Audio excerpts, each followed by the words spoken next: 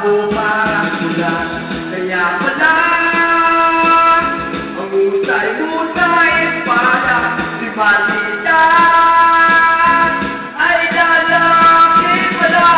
Alas dos Domingo sa hotel mo, nagtulog pa ako at napapagod na lalapit habang hinahanap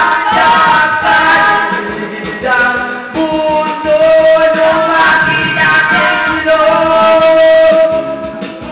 Ako ay nahulog, hindi nila sinoko, alam ko na